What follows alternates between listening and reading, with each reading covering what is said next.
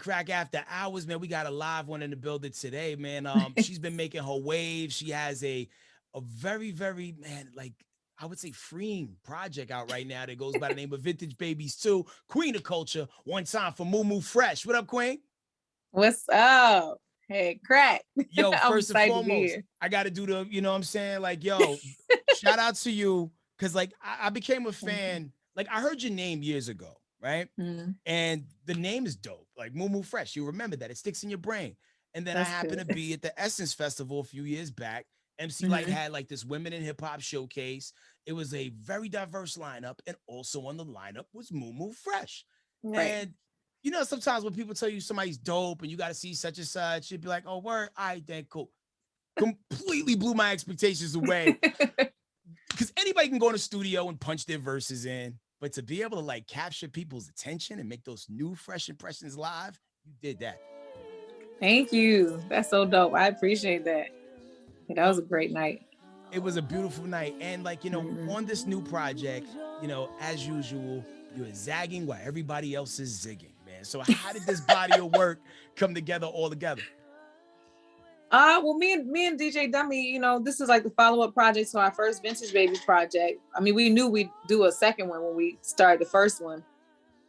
Um, I think when the pandemic started, all of us felt like, yo, we just need to write. We need to be creative. If we can't work, we can't be on stage. We have to still find a way to have our outlet. It's our therapy. And he and I worked so well together. I just flew out to LA. I stayed out there for a couple of weeks, and we just every day just was in the studio, just creating anything that we thought about.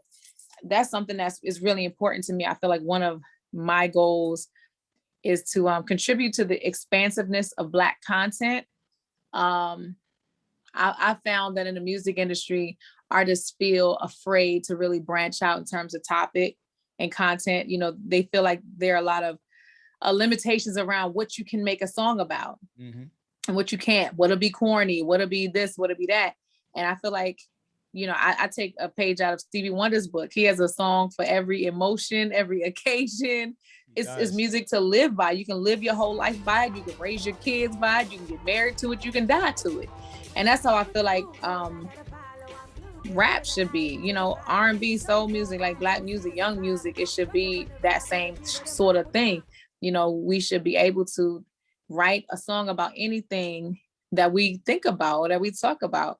So we really, we wanted to do that, touch on a lot of different subjects. Nothing's new under the sun except for how you perceive it, So yeah, we were just expanding our own minds in terms of not just what we're writing about, but the way we're writing about it, the genre. I love to genre bend. I love to include a lot of different genres because to me it's the same thing. If you understand the history of Black music, it's a lineage.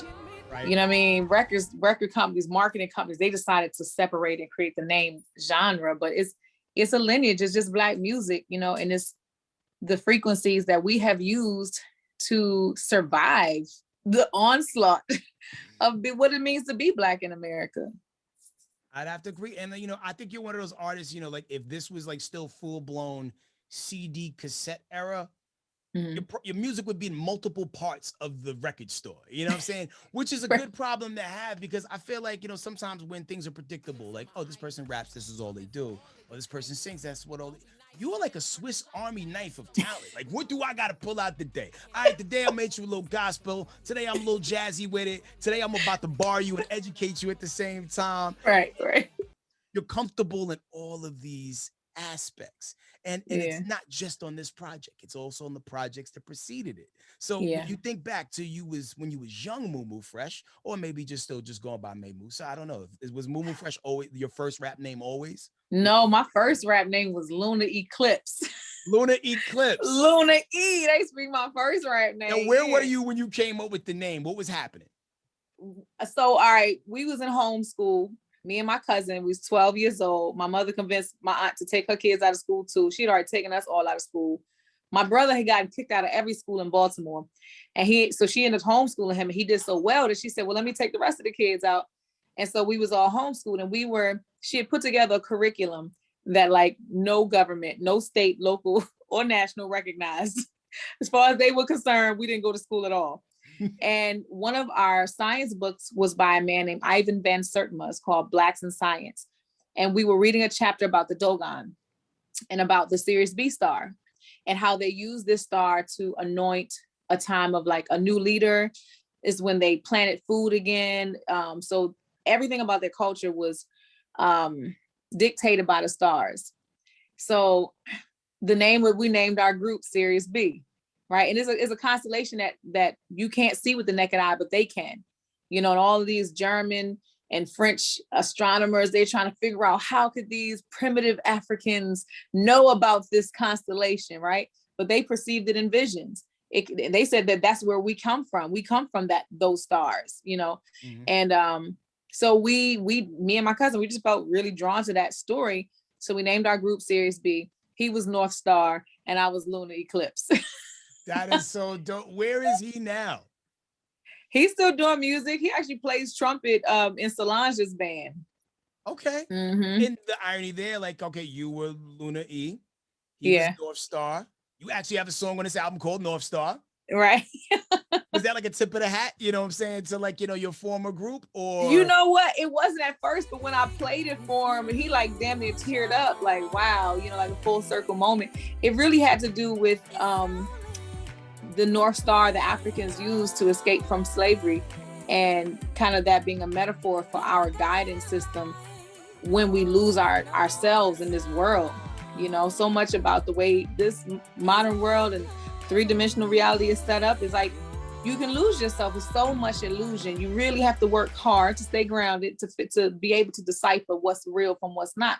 And so, the North Star was this metaphor I was talking to my son about. Is like, man, if our ancestors could walk from Georgia to Canada following a star, like I can't even get around my neighborhood without my GPS. You know what I mean? Imagine, you running from dogs and the threat of death, and you went from Georgia to Canada on foot using a star. Like that type of faith. That's the type of faith that you have to morph through this society with all of their craziness. When they'll tell you that right is wrong, wrong is right, up is down, left, they consume you with so much illusion and nonsense. It's easy to lose your way, but figure out what your guidance system is, that thing that you look back to when you feel lost and like, all right, I know that center. So this is how I know how far right or left I am. If you don't know your center, you'll be lost always. You'll never know, Absolutely. Where you're going and where you're coming. So that's kind of where that song came from. Me and D Smoke was sitting having that conversation, talking about his upbringing. I'm talking about my upbringing. I'm talking about my son. And so it came, from that. But when I played it for my old bandmate, because we were cousins. Yeah, he was just like, man, that's crazy. So. But it's dope that y'all still both out here doing it too. And like, going back to a couple things you said, one of the lines that really caught me, because it was like a puzzle within itself, but I get it. On North Star, you said, too good to be good enough. Which, anybody who is like, not necessarily, confined into the norms and just doing something different, you'll always sometimes second guess yourself and possibly lose yourself because like, you know what your abilities are, right?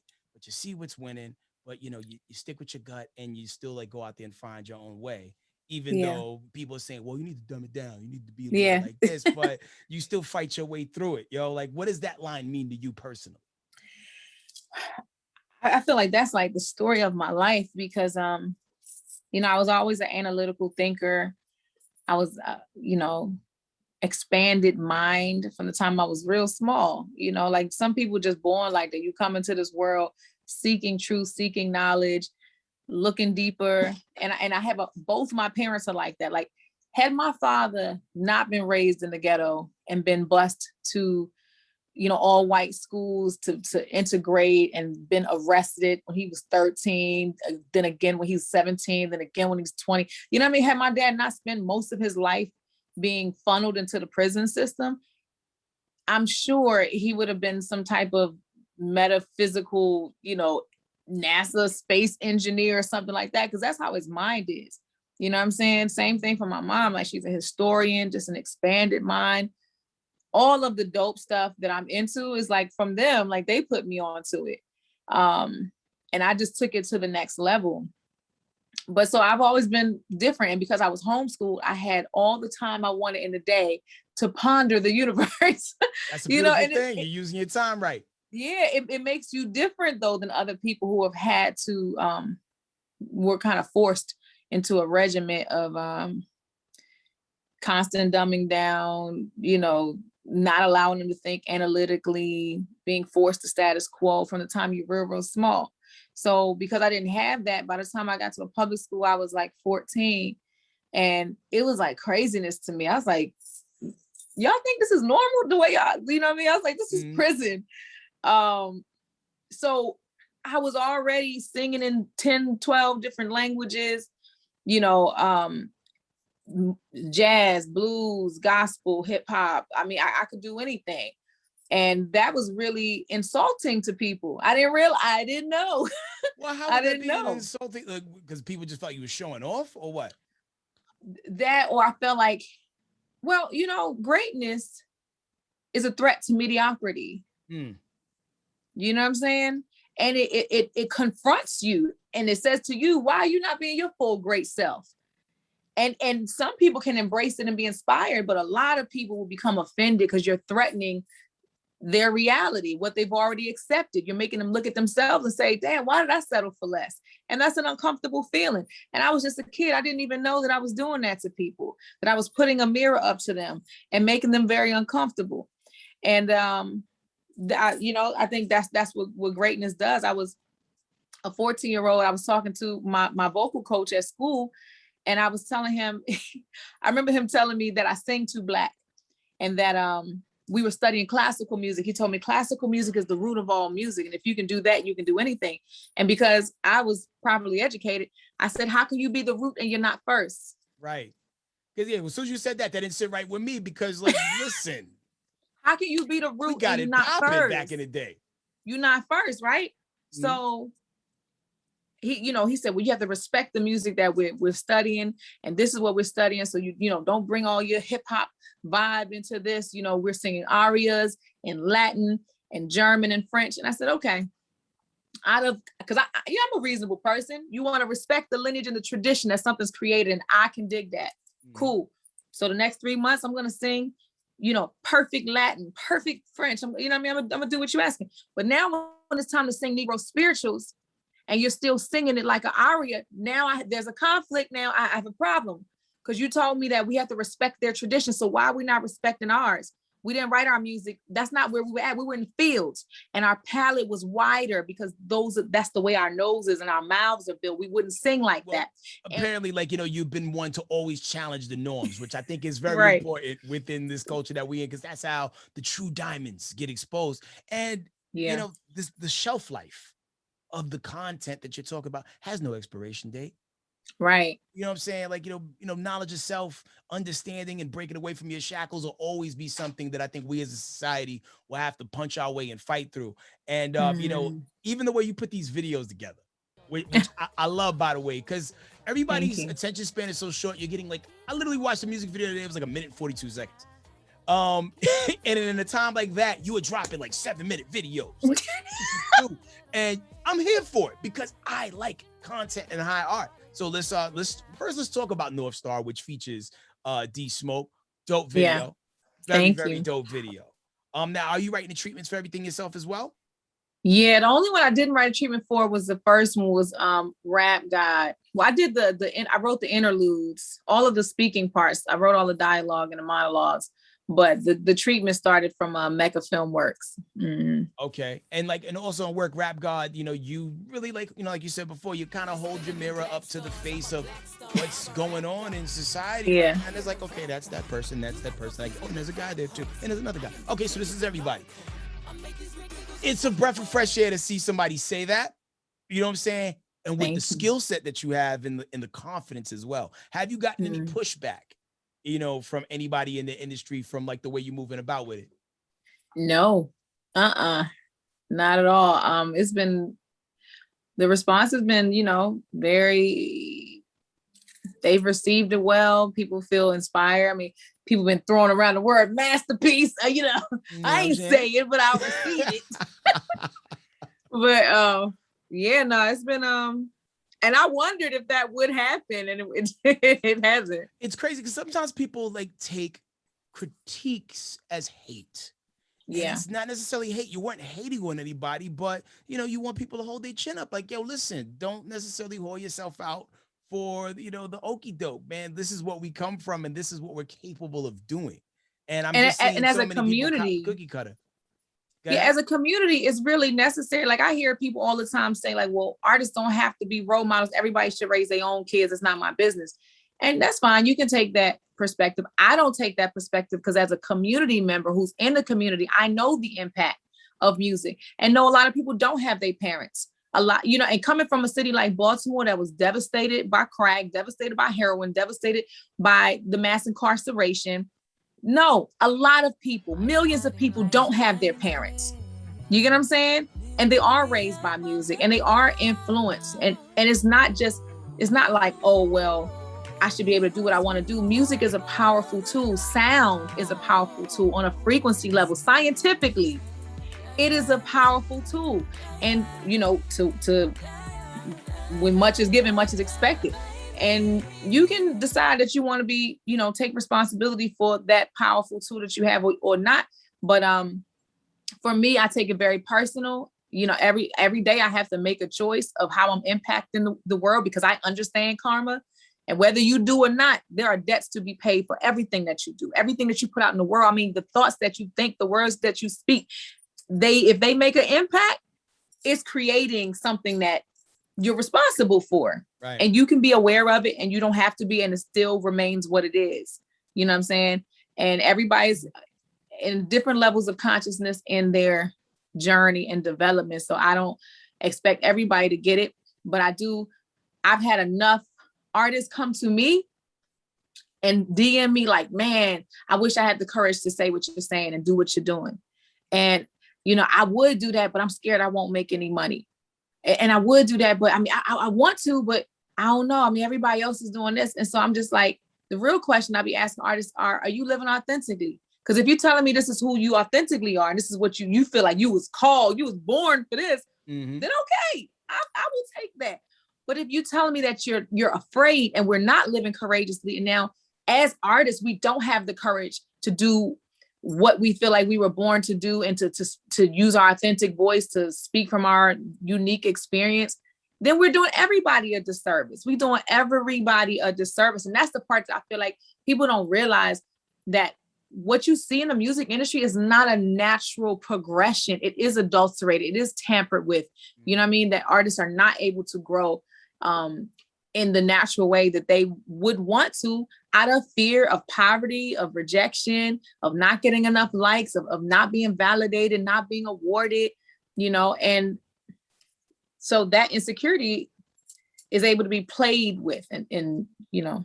And it bothers me so much that, you know, hip hop is one of the few cultures where you haven't really had the opportunity to see a lot of the people in the culture grow. Some artists are allowed to grow up. You know, we let Jay-Z grow up. You know, and I ain't gonna say we let him grow up, but I'm just saying, like, you know, the same Jay-Z you hear rapping now isn't Reasonable Doubt Jay-Z because he's in his face and he was given that luxury. I've seen some people try to make a similar attempt with mixed and varying results in the process. And I feel like, you know, hip hop is a culture. We can do this until we're 70 something. Long as you're still living your truth and saying what you got to say in a way that's like still clever, innovative, and creative. Like, you know, as we go down the road, which, you know, brings me to like some of the other records on here, man. Like, you know, cause like, yo, your rap bag is impeccable. Love the video for Back to the Money. And it like, yo, it's a fun video too. Right. You know, so there's some acting chops there. So future winner on the line Book right me. here. You know, say it, claim it. There's power in the words, right? But when you switch to singing too, like when joints like I'll Make You Happy, you know, flexing those muscles, and even like reparations. You said something along the lines like, if I have reparations, I'm gonna buy back old plantations, elevate generations, build school. Oh, come on, know my lyrics. Go ahead, get crack.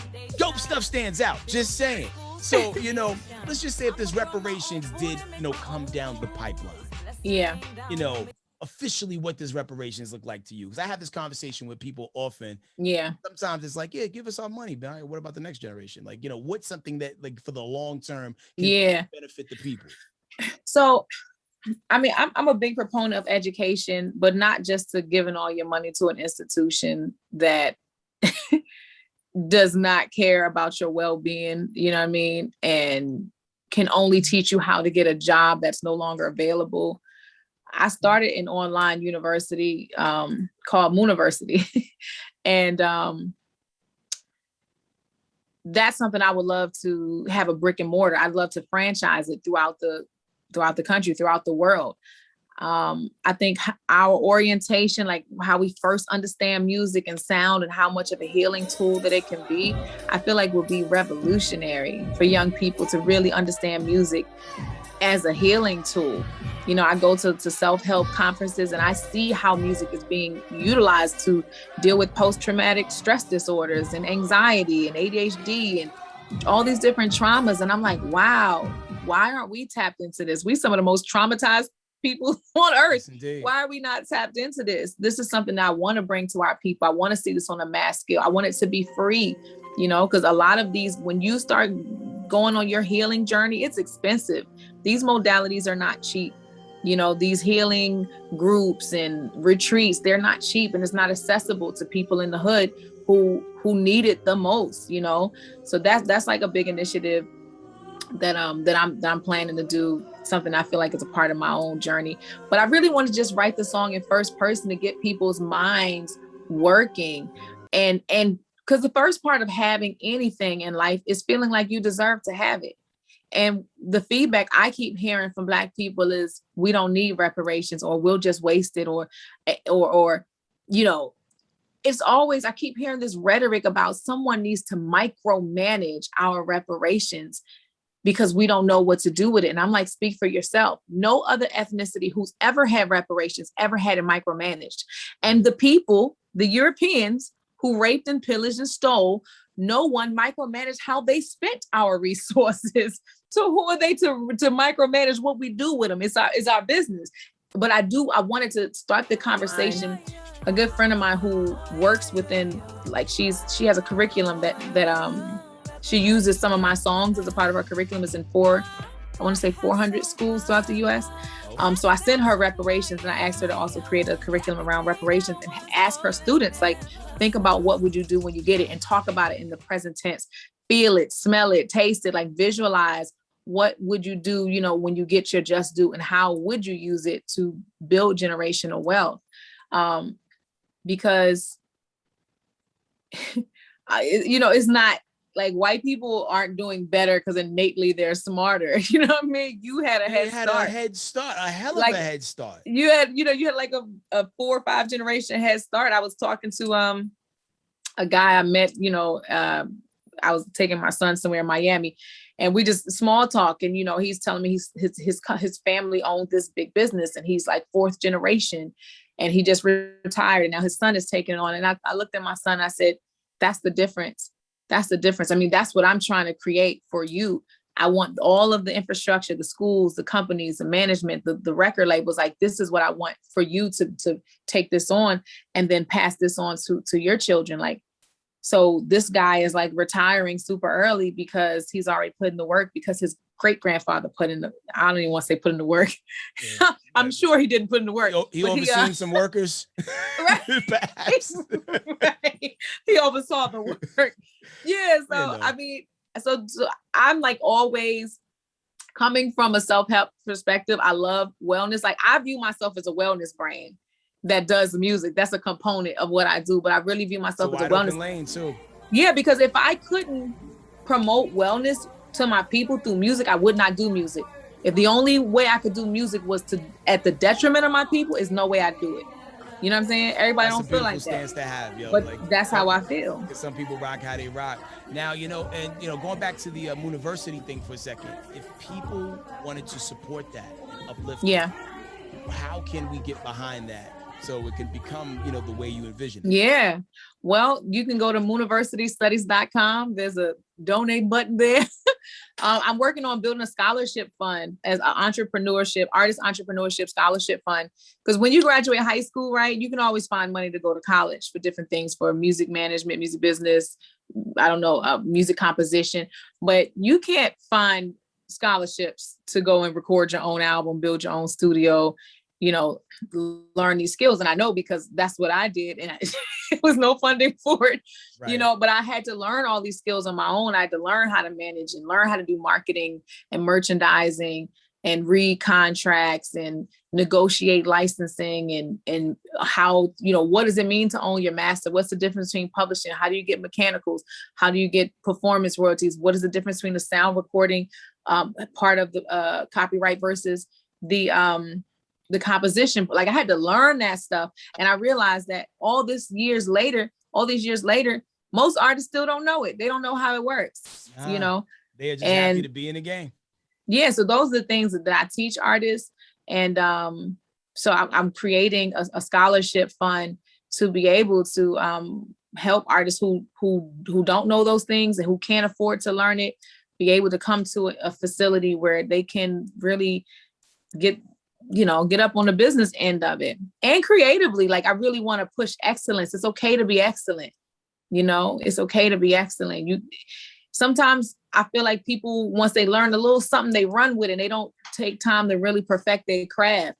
I'm always learning. I still take voice lessons. I just signed up for voice lessons over the weekend. So I can, because like, you know, I jumped on stage for the first time like in a minute since the pandemic. Only did like one featured verse, and like the next day, like my joint, it sounded like people put cigarettes out in my throat. It's like, all right, cool. Right. I got to start learning how to come from the gut instead of like coming from the voice, and then also, you know, try to like, you know, hit some of these melodies better. And you can't stop learning. You can't stop. Yeah. You gotta keep got it. So what was your first aha moment where you was like, yo, I'm nice? You know what I'm saying? When like after all these years of like taking like the voice lessons and whatnot and just studying these different genres, and like when it finally paid off. I'll tell you 2 times. The first time I said I was nice was when I won a battle against my brother, who's the best rapper, period, best freestylist. The first time I won a battle with him in front of his friends, and they was all like, ooh, she burned you. That was the first I was like, and I'm nice. I think in recent years, like what does it for me? I mean, yeah, as an MC, I still love the moments where I, you know, drop a crazy punchline and the crowd goes wild. We live for those moments. But it's probably when, I won't mention anybody's name, but one of my favorite rappers who I looked up to since I was an 8-year-old, told me I made him rewrite his verse. Really? We was getting on a song together, and he was like, he heard my verse and was like, I'm gonna go back and rewrite my verse. Those are I was like, wow. I was like, yo, that's the greatest. I was like, you know, nice. That was like, wow. I really I had to call a few people. Guess what? I just made such and such. I'll make you rewrite your verse. You know what I mean? But he's, you know, he loves me, and so he said it out of like, you know, pride. Like he's proud of me. You know what I mean? Like he's known me for a long time, and to like see me grow, he was like, man, I love it. I love that you never stop growing. Like I love that you've gotten to the point as an MC where I listen to your bars and I'm like, yo, that's crazy. Like you make me want to be better. And every MC wants another MC to sharpen them. That's all you want as an MC. All the rest of that stuff, like we battle so that we get better. The other stuff, I don't even understand. I love a challenge. I want you to be better than me. I want to be the weakest link in the room, because give me a couple months, I'm gonna be better than all of y'all. Because that's what I need. Yeah. You know what I mean? If I'm always the best, it's like, that's boring. True. And I think the pride too of like MCs, you always want to have the best verse, obviously, but also we should all be trying to work to make the best song. So if your verse is so crazy to where I need to go rewrite mine, it just is what it is. Yeah. At the end of the day, we trying to like make sure, like, you know, you don't want to get what happened. You don't want to get controlled. You know, like how like Kendrick's verse was so crazy. Like, damn, if I was Big Sean, I would have rewrote my verse. Cause like, you know, Kendrick's verse was out of here. You remember like when Cannabis was just murdering people, or like beats from the East, dude rap for like 4 minutes. If I was anybody else on that record, I'd have been like, yo, can I get another take? Do it again. And I've done it many times. You know what I'm saying? I've been on records with people where I'm just like, I mean, you know, it's certain people you don't even want to get on the record with, because you know how hard they're gonna make you work. But I love that. You know what I mean? Like my first time being on a track with a celebrity, I was probably like 17. I did this hook for CL Smooth. Wow. And I was like so nervous. I couldn't even do it. Like I was fumbling. I just wasn't doing it right. And I was so disappointed in myself. They ended up passing on me. And I was like, I'm never going to do that again. I'm never going to let. I was about to dive through the CL Smooth archives and see what song that was on. Because I know he dropped a couple solos. I know he had the American Me album and then like another EP. Do you know which project was it supposed to be for? No, it never made it on the project because I didn't do a good job. Wow. And I was just like, I'm never going to let that happen again, where I'm so nervous, feeling like, oh, this is a big person or a celebrity or something like that, that I don't, I forget that I'm me. Yes, you're you, but I'm still me. Right. I'm me. And so I need to come like that. And so since then, like I've been on records with rappers that are terrifying. Like they that good. Like they just are incredible. Shoot, I got a record coming out. With Tech 9 soon. Like what? What? Who they? Word for it. Yo, I was like, dang, I don't even know how I want to do this record.